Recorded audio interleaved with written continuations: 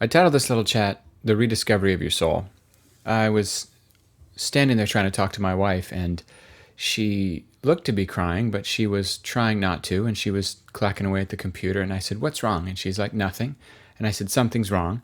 You're crying." And she's like, "I'm not crying." And I said, "What's going on? What are you feeling?" And she's like, "Nothing." And I said, "Well, it's clearly not nothing, it's something." She finally turns, "I don't want to feel this way." "Well, how do you feel?" "Who cares how I feel? These feelings are stupid. I don't want to feel this way. I don't want to think these things. This is dumb." "That's not really how it works, babe." And she's like, "I'm sick of it." And I'm like, "Carrie, don't you understand? You have a soul." And she's like, "What are you talking about? You have a soul. It's not going to care what you think it should feel or what you think it should think.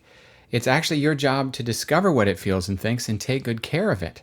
You can't just stuff it down and have it go away." Many of us are so out of touch with our souls that we aren't sure what we think, we don't know what we feel, and we're detached from ourself. When life happens to us, this is not an advantage. The tough guy routine is actually a lot weaker than the realization of my weakness and owning it and facing it head on and dealing with it and feeling your feelings and thinking your thoughts and then crying it out if you need to, yelling it out if you need to, writing it out if you need to, and then standing in a place of truth and doing the right hard thing. Psalm 42:11, David says, "Why are you so cast down, O my soul?" Look at that. He's asking it questions. "And why are you in turmoil within me?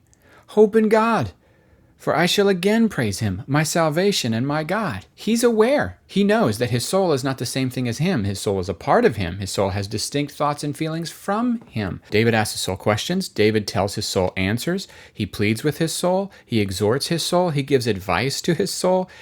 We're called to befriend and almost pastor our soul. Weird, right? Yeah, it's a little weird, but it's also extremely biblical and healthy. It may feel things that you wish it didn't for reasons you don't like. It may feel things that you're not even in touch with, that you don't think you feel, but you actually do. You can tell it to stop feeling that way, but have you ever told any other human in the world to stop feeling the way they feel and have it work? No, and your soul's just like that. It's funny, our little kids, my wife was telling me that if she just commands them to do a thing, she gets a certain level of response, and it's usually not very good, not wholehearted compliance.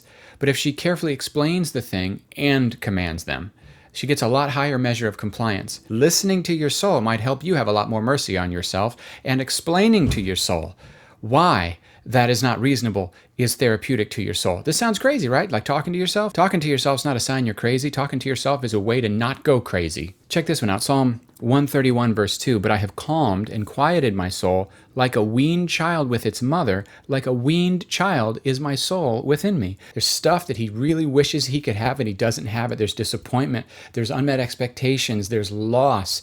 And his soul's not okay with this. Notice he does not treat his soul, like ignore your needs of your soul, like a kid that has never received affection or touch, right? Can go emotionally numb and then have extreme problems connecting with people later in life.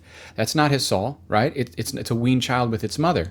It's not an abused child that's been neglected and ignored and told your feelings don't matter. Nor is it a spoiled, rotten soul that's told all that matters is what you want and you're the center of the universe. Nope. No, it's a soul that's been parented to where its feelings matter, but it's learned to line up in discipline and self-control and say, this is what I feel, but this isn't the reality in which I live, and I know how to hold it back, and I know how to I'm with someone who loves me and takes good care of me. And here's what I've learned. If I don't listen to my soul to hear what it's really feeling and what it's really going through, I can't really tell my soul the things it needs to hear. Quarantine, COVID-19.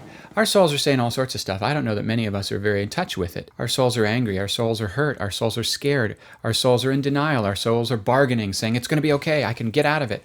Our souls are freaked out, looking for someone to blame. Our souls are feeling a lot of things. You have a soul, whether it's convenient or not.